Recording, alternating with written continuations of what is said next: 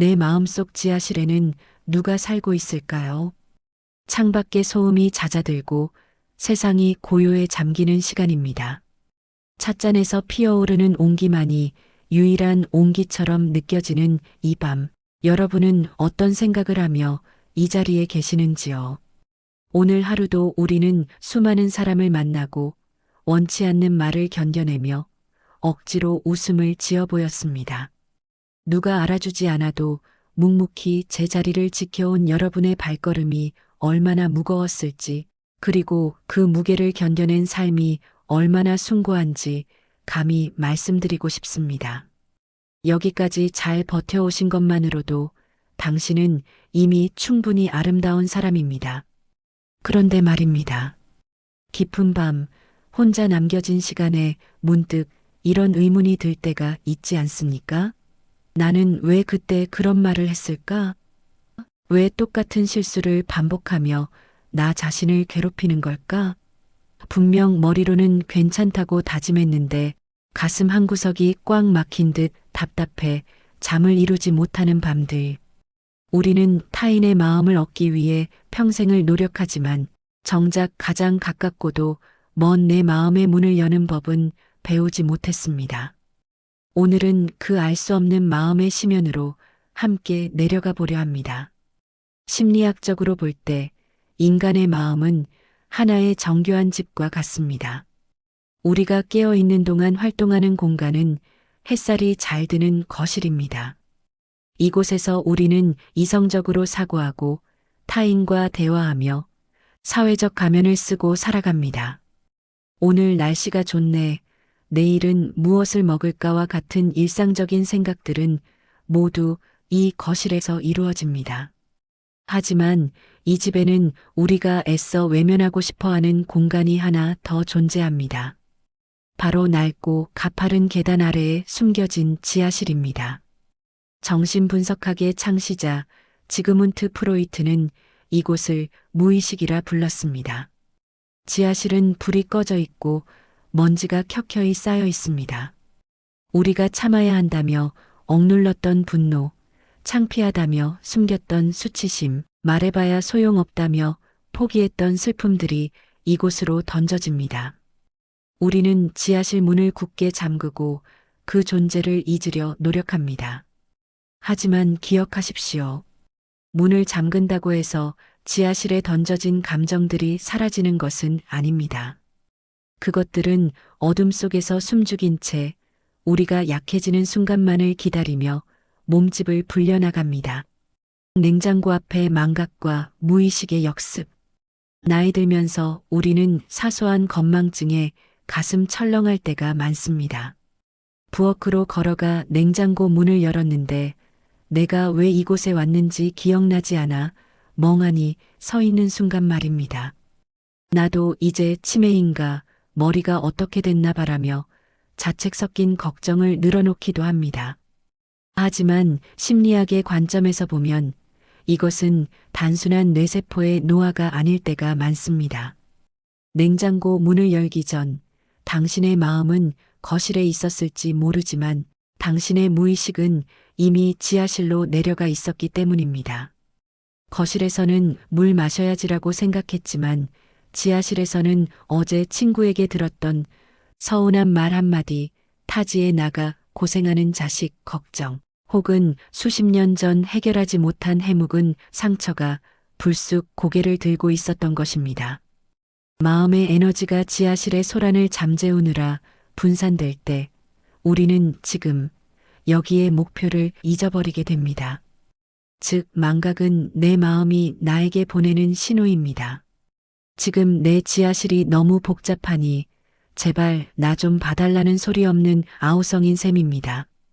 화병, 지하실에 갇힌 감정들의 비명. 우리나라 어머니들의 역사에는 인내라는 두 글자가 깊이 새겨져 있습니다. 여자가 참아야 집안이 평화롭다 말 꺼내면 분란만 일어난다는 말은 미덕으로 통치되었습니다. 하지만 그 참음의 대가는 가혹했습니다. 말하지 못한 억울함, 쏟아내지 못한 눈물은 모두 마음의 지하실로 퇴적되었습니다. 지하실에 감정을 오래 가둬두면 그것은 마치 환기되지 않는 방의 음식물처럼 부패하기 시작합니다. 상처가 굼고 썩으면 독한 냄새가 나듯 억눌린 감정은 신체화라는 과정을 거쳐 우리 몸으로 표출됩니다. 이것이 바로 우리가 아는 화병입니다. 병원 검사상으로는 아무런 이상이 없는데 가슴이 답답하고 명치가 뻐근하며 목에 무언가 걸린 듯한 느낌이 드는 이유입니다. 지하실에 갇힌 감정들이 탈출구를 찾지 못해 몸의 근육과 신경을 때리고 있는 것입니다. 마음이 아픈데 돌봐주지 않으니 몸이 대신 아파주며 주인님, 제발 저를 좀 살려주세요라고 구조 신호를 보내는 것입니다. 지그문트 프로이트, 지하실의 문을 연 탐험가. 인류 역사에서 마음의 고통은 오랫동안 미신의 영역이었습니다. 마음이 아픈 사람을 두고 귀신이 들렸다고 하거나 성격이 나약해서 그렇다며 비난하기 일쑤였죠. 19세기 말 이 견고한 편견의 벽에 균열을 낸 인물이 바로 지그문트 프로이트입니다. 그는 인간에게 의식하지 못하는 보이지 않는 마음의 공간이 있음을 역설했습니다. 프로이트는 히스테리 증상을 앓던 환자들을 관찰하며 놀라운 사실을 발견했습니다. 약으로도 수술로도 낫지 않던 환자들이 오직 말하기 토킹, 크유를 통해 증상이 호전되는 것을 목격한 것입니다. 그의 환자 중 한 명이었던 안나오는 마비 증세와 언어 장애를 겪고 있었습니다. 하지만 그녀가 최면 상태 혹은 자유로운 대화 상태에서 자신의 마음속 지하실에 쌓여있던 억울함과 슬픔을 남김없이 쏟아냈을 때 그녀의 마비된 팔이 움직이기 시작했습니다. 그녀는 이 과정을 굴뚝 청소 침리, 스위핑라고 불렀습니다. 지하실의 굴뚝에 쌓인 검은 그 흐름을 긁어내듯 마음의 응어리를 말로 풀어내자 생명의 에너지가 다시 흐르기 시작한 것입니다. 꿈, 지하실에서 온 비밀스러운 편지. 밤마다 꾸는 꿈을 우리는 흔히 개꿈이라며 치부하곤 합니다. 하지만 꿈은 무의식이 우리에게 보내는 가장 다정하고도 치밀한 편지입니다. 현실의 거실에서는 차마 꺼낼 수 없었던 진심이 꿈이라는 은유의 옷을 입고 나타나는 것이죠. 오래전 돌아가신 부모님이 꿈에 나타나 따뜻한 밥상을 차려주시는 것을 본 적이 있나요? 깨고 나면 눈시울이 붉어지지만 왠지 모를 위안을 느끼게 됩니다. 심리학적으로 이는 귀신이 찾아온 것이 아니라 당신의 지하실, 깊은 곳에 살고 있던 위로받고 싶은 욕구와 부모님을 향한 그리움이 꿈이라는 통로를 통해 거실로 올라온 것입니다. 꿈은 지하실의 환기창입니다. 무의식은 꿈을 통해 억눌린 에너지를 분출하고 우리가 현실에서 마주하지 못한 진실을 보여줍니다. 꿈속에서 누군가에게 쫓기거나 낭떠러지에서 떨어진다면 그것은 현재 당신의 삶이 지나치게 불안하거나 압박받고 있다는 지하실의 경고입니다. 이제 꿈을 꾸면 무서워하거나 무시하지 마십시오. 내 마음이 나에게 편지를 보냈구나라고 생각하며 그 내용을 가만히 읽어보시길 바랍니다. 말실수의 이면, 튀어나온 진심의 파편들. 우리는 가끔 황당한 말실수를 합니다. 사랑해라고 말해야 할 타이밍에 미안해가 튀어나오고 직장 상사에게 부장님이라 불러야 하는데 무의식 중에 싫어하는 사람의 이름을 부르기도 합니다. 프로이트는 이를 실착행위라고 불렀으며 세상에 의미 없는 실수는 없다고 단언했습니다. 이러한 말실수는 지하실 문이 잠시 느슨해진 틈을 타 억눌려 있던 진짜 마음이 번개처럼 튀어나온 결과입니다. 손주 이름을 불러야 하는데 고생시키던 자식의 이름이 먼저 나오는 것은 내 마음의 지하실에서 그 자식에 대한 미안함과 애착이 가장 큰 부피를 차지하고 있기 때문입니다.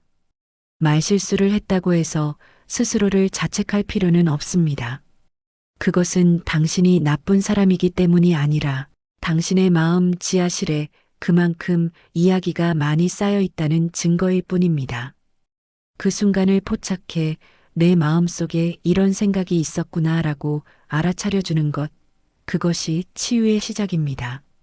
지하실에는 보물도 살고 있습니다. 우리는 지하실을 어둡고 무서운 곳으로만 생각합니다. 하지만 그곳에는 고통만 있는 것이 아닙니다.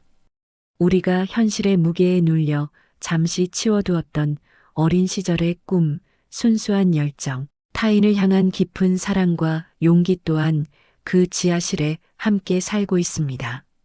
다만 부정적인 감정들이 지하실 입구를 꽉 막고 있으면 그 보물들을 꺼낼 수가 없습니다. 슬픔과 분노라는 먼지를 털어내고 나면 그 아래에서 반짝이는 여러분의 진짜 아름다운 모습들을 발견하게 될 것입니다. 지하실은 감옥이 아니라 언젠가 다시 꺼내 써야 할 소중한 감정들의 저장고가 되어야 합니다. 마음 지하실을 청소하는 4가지 지혜. 그렇다면 우리는 어떻게 이 지하실을 관리하고 그곳의 주인으로 살아갈 수 있을까요? 첫째, 자책이라는 채찍을 내려놓으십시오. 내가 왜 이렇게 유약할까? 나는 왜 이 모양일까라는 자책은 지하실 문에 자물쇠를 하나 더 채우는 일과 같습니다. 마음이 흔들릴 때 그것을 문제로 보지 말고 신호로 보십시오. 아, 내 마음이 지금 무언가 할 말이 있구나라고 부드럽게 말을 걸어 주십시오. 두 번째, 꿈의 대화에 귀를 기울이십시오. 잠에서 깨어난 직후 희미하게 남은 꿈의 잔상을 기록해 보세요. 논리적으로 이해하려 하지 않아도 좋습니다. 그 꿈이 나에게 어떤 기분을 느끼게 했는지가 중요합니다. 내 무의식이 보내는 상징들을 이해하려 노력할 때 지하실의 어둠은 조금씩 걷힙니다. 세 번째, 감정의 배후를 살피십시오. 갑자기 짜증이 치밀거나 눈물이 날 때 그 즉각적인 감정 너머를 보십시오. 지금의 짜증은 사실 오늘 아침의 피로 때문이 아니라 오랫동안 인정받지 못한 서운함에서 기인했을 수도 있습니다. 지금 내가 느끼는 이 감정의 진짜 이름은 무엇인가? 라고 스스로에게 묻는 연습이 필요합니다. 네 번째, 말이라는 열쇠를 사용하십시오. 지하실 문을 여는 유일한 열쇠는 언어입니다. 신뢰할 수 있는 사람에게 혹은 일기장에게라도 여러분의 속마음을 털어놓으십시오. 말로 표현되는 순간 모호했던 고통은 형태를 갖추게 되고 형태를 갖춘 고통은 비로소 통제할 수 있는 대상이 됩니다. 혼자 버티는 것이 미덕인 시대는 지났습니다. 마지막으로 이제는 나를 안아줄 시간입니다. 여러분, 인생이라는 긴 여정에서 우리는 참 많은 짐을 지고 왔습니다. 자식들을 위해, 부모님을 위해, 생계를 위해 정작 나라는 사람의 마음은 지하실 추운 바닥에 방치해 두었는지도 모릅니다. 하지만 이제는 그럴 나이가 아닙니다. 아니, 그럴 필요가 없습니다. 이제는 누구의 눈치도 보지 말고 지하실 계단을 천천히 내려가 그곳에서 울고 있는 어린 날의 나를, 상처받은 나를 따뜻하게 안아주어야 합니다. 그동안 참 고생 많았다. 내가 얼마나 힘들었는지. 내가 다 안다는 그 한마디가 지하실의 전등을 켜는 스위치가 될 것입니다. 내 마음을 내가 먼저 알아줄 때 비로소 우리의 남은 인생은 깃털처럼 가벼워집니다. 지하실의 공기가 맑아지면 거실에서의 삶 또한 풍요로워집니다. 오늘 밤 잠자리에 들기 전 거울 속의 자신을 보며 혹은 가슴에 손을 얹고 나직이 속삭여 주십시오. 그래도 나는 참 잘 살아왔다. 참 애썼다. 그 한마디에 지하실의 먼지가 가라앉고 평온한 안도의 숨결이 당신의 밤을 채울 것입니다. 여러분의 마음속 지하실에 오늘 밤은 은은한 스탠드 불빛 하나가 켜지길 소망합니다.